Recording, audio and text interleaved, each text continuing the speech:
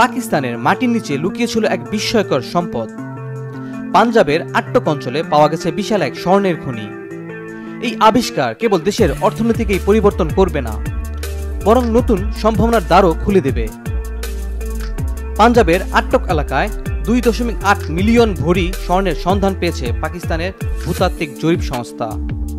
দীর্ঘ গবেষণার পর নিশ্চিত হওয়া গেছে এটি একটি বিশাল ধনভাণ্ডার, যা 32 কিলোমিটার এলাকা জুড়ে বিস্তৃত।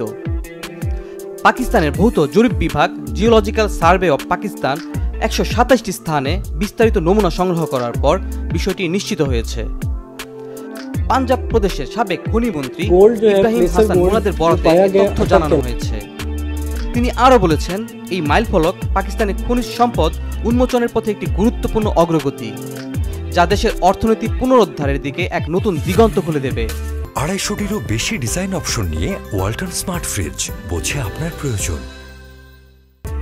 বিশেষজ্ঞদের মতে পাঞ্জাবে সিন্ধু এবং কাবুল নদীর সংযোগস্থলে হাজার হাজার বছর ধরে বিশাল পরিমাণ স্বর্ণ জমেছে।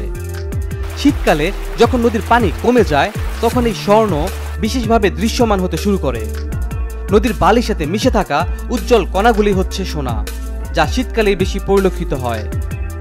খনি থেকে সোনা চুরির ঝুঁকি কমাতে সরকার বিশেষ নিরাপত্তা ব্যবস্থা করেছে।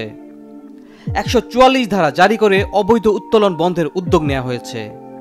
পাকিস্তানের বর্তমান অর্থনৈতিক পরিস্থিতি সংকটময়, কারণ দেশটি তার প্রয়োজন পূরণ করতে আন্তর্জাতিক অর্থনৈতিক সংস্থাগুলোর কাছ থেকে ঋণ নিতে বাধ্য হচ্ছে। যেমন সম্প্রতি আন্তর্জাতিক মুদ্রা তহবিল IMF থেকে $7 বিলিয়ন ঋণ প্যাকেজ অনুমোদন করেছে।